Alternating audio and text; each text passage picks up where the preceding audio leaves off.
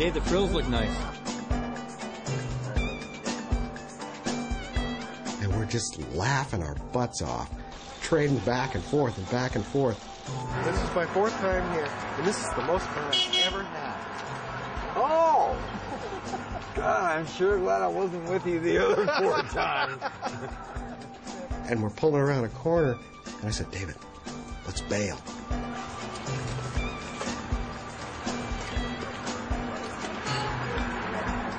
Basically, what we were doing is we were heading back into the back streets of Beijing to go to a typical Chinese residence. This is the family.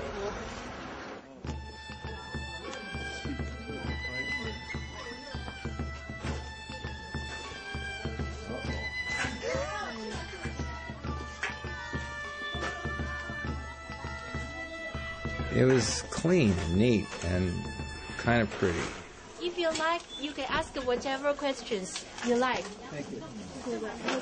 Jay, tell us, when you were shooting Kung Fu back in '72...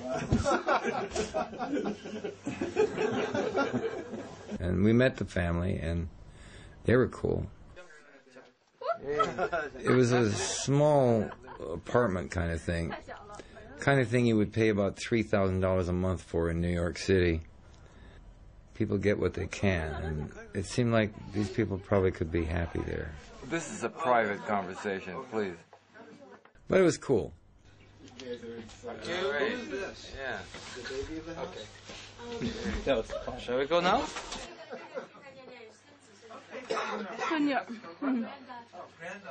So it was actually turned out to be a great time and a great day.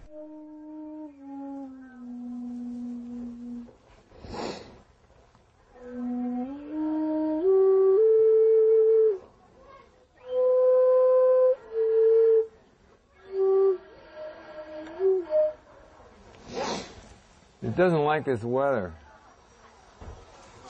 This is a California flute.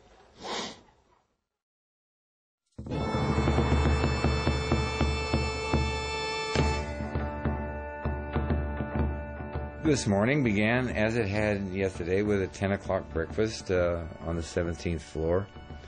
Our junket today was supposed to be, we go to the Summer Palace, and I knew that was a long drive because I've been there before. And then we go to 2 temples. I've been here to China. This is my 4th trip. And one of the places I had never been was the Summer Palace. And then, you know, when we finally get it together to go, we all hop the bus, the big white bus, and off we go.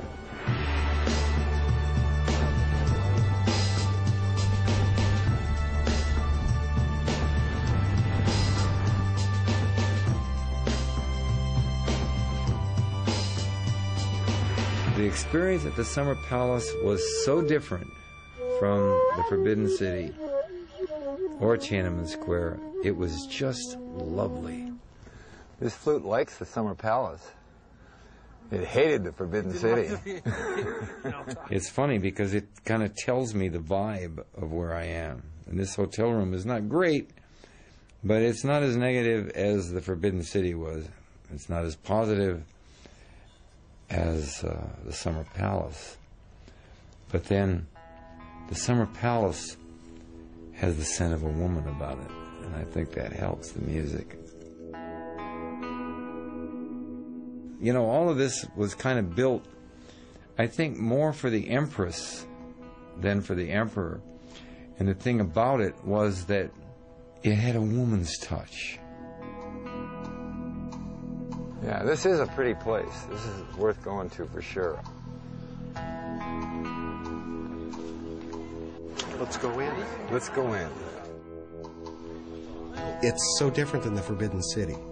It's tranquil and quiet, and it's got a whole different vibe about it.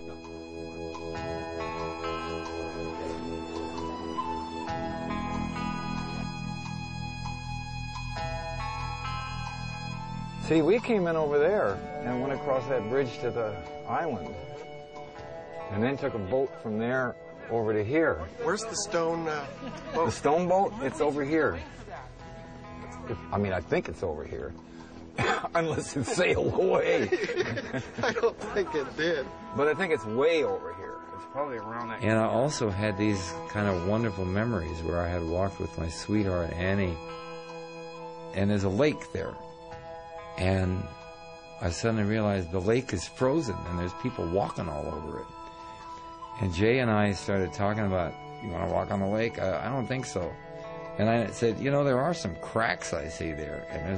And then you see like a group of people all together walking on it. And I thought, you know, that's not a great idea. Well, this is what I was looking for. This endless thing here.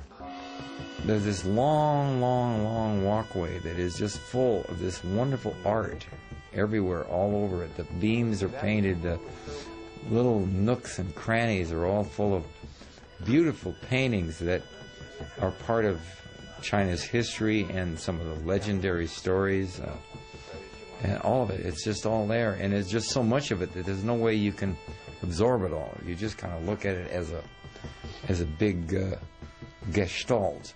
How long would it have taken the artist to do this? Oh, yeah. You can see why I was looking for this. Yeah.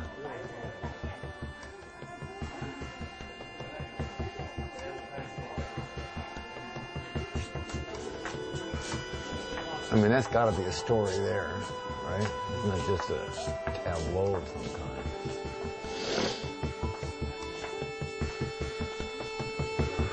And that island is really cool. That's where he lived? No, the Empress decided to build that island. To stay away from him? There was no island. Oh. She made the island to have a little house of her own there. It's not a house, it's a shrine. You know, a little place for her to go and worship, or maybe get away from the emperor. Who knows? Right? I guess that's the house. Oh, look, a pagoda. A pagoda. A big one, too. Pagodas are tombs. I believe we're going to find the boat. There it is. But look at this thing. I mean, you know, one of the questions is, why would anybody want to build it? What's the point? Yeah, and the water's low right now. Ordinarily, you can see what the water is usually up to. So it actually looks like it's floating along, you know.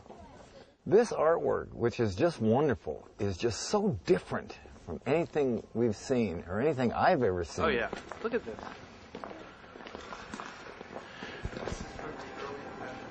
At a certain point, Rob had brought a couple of these instruments that he's invented. I think the wing was the one. It's a make wind to this. This is actually an aloha generator. It's phenomenal when there is wind, and it's even more phenomenal as a wind instrument. The more I test them and push the envelope with these things, the more they seem to become like shapes of seashell and musical, and this just so fascinating. And it kind of boils down to what I'm calling spiral fitness. It's not really very martial. I mean, it certainly is martial arts, but you don't think of it as attack stuff. I mean, Rob is a dangerous man if he wanted to be, but he doesn't want to be.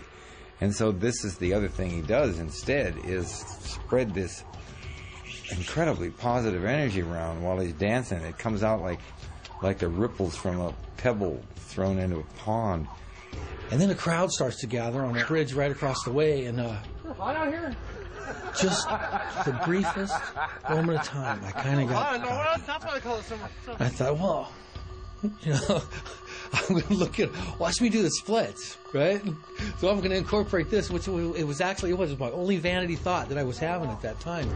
Without warming up, I dropped down on to do the splits, and I felt it pop. And sure enough, it bit me right in the butt. Warmed up for that stunt. Not literally, but actually it was a hamstring. Oh, pulling a hamstring, I think. Yeah.